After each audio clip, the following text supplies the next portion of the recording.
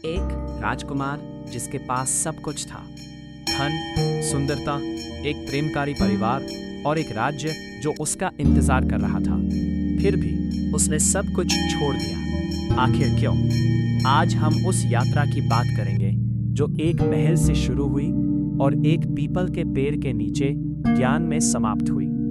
यह कहानी है सिद्धार्थ गौतम की, जो बने दुनिया के सबसे महान ज्ञानी गौतम बुद्ध। 563 ईसा पूर्व नेपाल के लुम्बिनी वन में रानी माया देवी ने एक पुत्र को जन्म दिया। उस बच्चे का नाम रखा गया सिद्धार्थ। जन्म के समय एक महान ज्योतिषी ने भविष्यवाणी की, ये बालक या तो महान सम्राट बनेगा या फिर एक महान सन्यासी।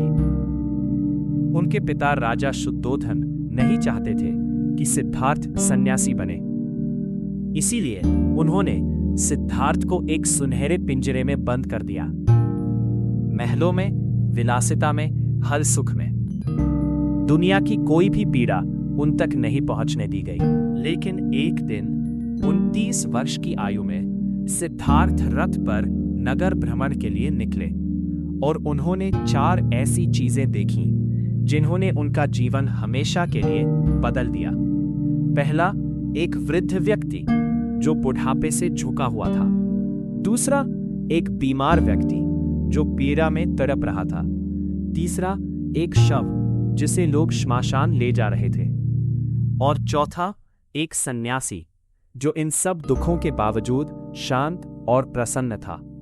सिद्धार्थ के मन में एक ही प्रश्न उठा, यदि बुढ़ापा, बीमारी और मृत्यु अटल है तो जीवन का अर्थ क्या है और इस पीड़ा से मुक्ति कैसे मिलेगी? उस रात जब पूरा महल सो रहा था, सिद्धार्थ ने अपनी सोती हुई पत्नी यशोधरा और नवजात पुत्र राहुल को अंतिम बार देखा और वो चले गए अकेले, अंधेरे में। उन्होंने राजसी वस्त्र उतारे, सिर मुंडाया और एक भिक्षु का वेश धारण किया। यही था महाभिनिष्क्रमण। अगले 6 वर्ष वो घने जंगलों में, कठोर तप में, सत्य की खोज में भटकते रहे। उन्होंने इतना कठोर उपवास किया कि उनकी हड्डियां दिखने लगी। कहते हैं कुछ समय तक वो केवल एक चावल के दाने पर जीते रहे। लेकिन इस अति तपस्या से भी उन्हें ज्ञान नहीं मिला। फिर एक दिन बोधगया में सिद्धार्थ एक पीपल के पेड़ के नीचे बैठे।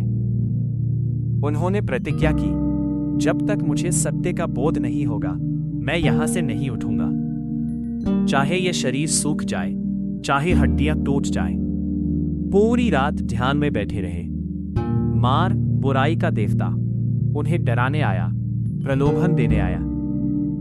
लेकिन सिद्धार्थ अडिग रहे और जब सूरज उगा वो सिद्धार्थ नहीं रहे, वो बन गए बुद्ध, जिसका अर्थ है जागा हुआ।